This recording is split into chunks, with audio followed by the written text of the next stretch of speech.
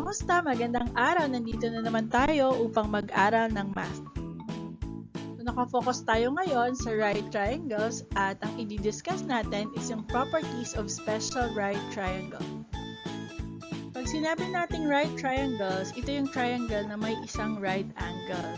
Kung saan yung parts niya ay tinatawag na legs, yung side, at yung longest side naman ay tinatawag nating hypotenuse. Again, dapat meron siyang isang right angle.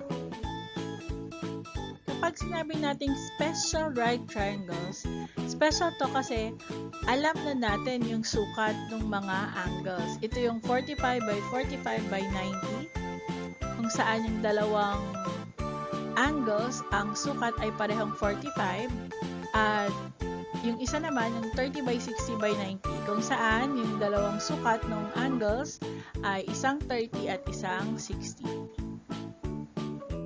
Sinasabi dun sa properties ng special right triangles na kapag daw yung altitude o yung height ay i-drawing mula sa right triangle papunta sa hypotenuse, the length of the altitude is the geometric mean between the segments of the hypotenuse. Meaning, yung para makuha natin yung height,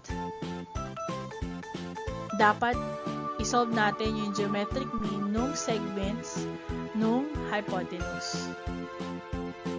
Similarly, yung bawat leg is the geometric mean between the hypotenuse and the segment of the hypotenuse that is adjacent to the leg. So, meaning, para makuha natin yung leg, dapat isolve natin yung geometric mean between the length of the hypotenuse at yung segment ng hypotenuse dun sa kalapit ng leg na hinahanap natin.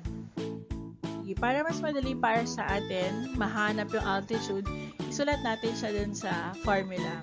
So, given this triangle MAC, and then we are looking for the altitude AS. So, kunin natin yung geometric mean, no? MS over AS. So, ito yung segment ng hypotenuse, MS yon, over the length of the altitude is equals to length of the altitude over segment, o kabilang segment ng hypotenuse. Kapag ginamitan natin ang cross multiplication, that will become AS squared is equal to MS times SC. Okay? So, to simplify further, ang formula para makompute natin yung height is equals to the square root of MS times SC. Ganun din, para mahanap naman natin yung legs na segment AM at saka segment AC. Again, dalawang legs to. Longer leg yung AM, shorter leg yung AC.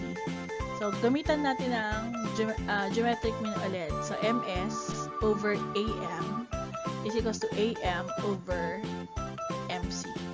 Okay? So, to simplify, AM squared is equals to MS times MC. Further, AM is equal to the square root of MS times MC. And also, to find AC, so ganun ulit, geometric mean ulit, SC over AC is equals to AC over MC. Simplified to AC squared is equals to SC times MC. Further, AC is equals to square root of SC times MC.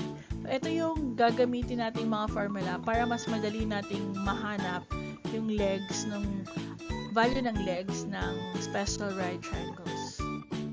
So, let's try to solve a problem.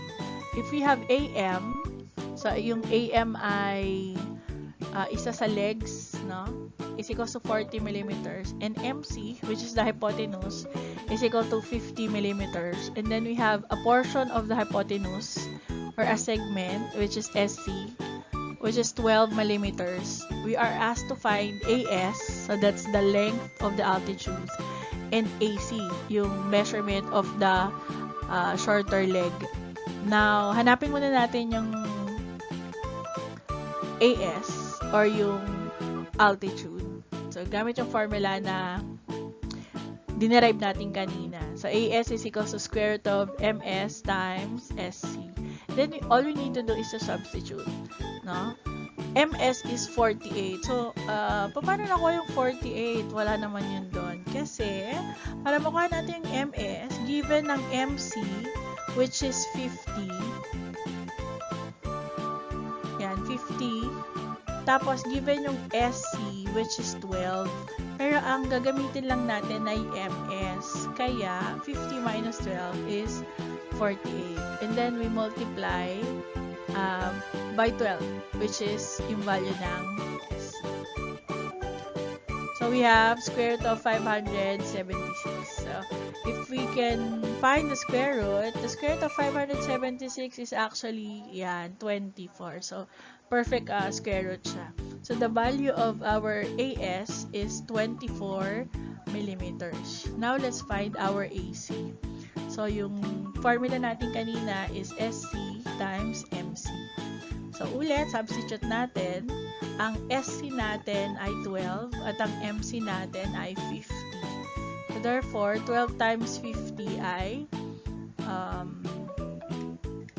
600. And the square root of 600 is,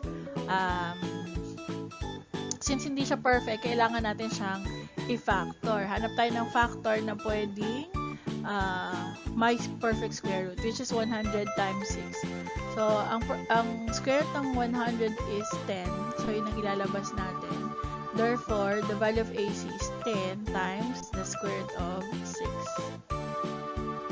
So, let's try to solve naman yung another problem. So, if AS, which is the altitude, is 22, the value of, or the length of the hypotenuse is 45, and SC, which is a part of the hypotenuse, is 15 millimeters. You are asked to find AM and AC, which are the legs of the triangle. So, una nating hanapin yung AM.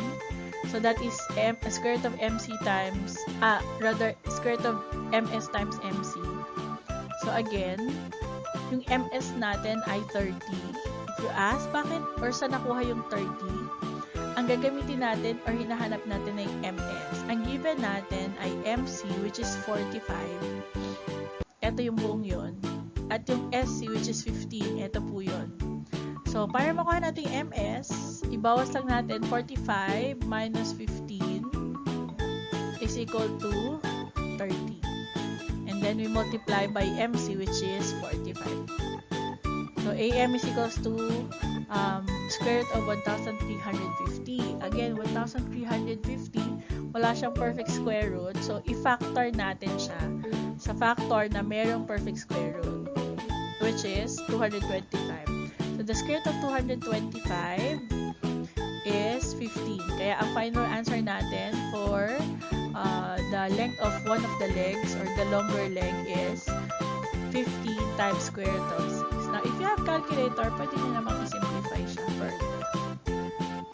And then finally, we have AC. No? Yung AC is SC times MC. So, given naman yung SC natin, which is 15, given din yung MC, which is 45, we multiply them. So, the answer is square root of 675. So, again, 675 is not a perfect, does not have a perfect square root. So, factor ulit natin siya. So, 225 times 3.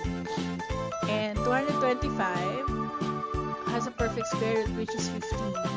Therefore, the value of our AC is 15 times square root of 3. Itong mga properties ito ay tumutulong sa atin upang mahanap natin yung length ng height or ng altitude at yung length ng legs ng isang right triangle.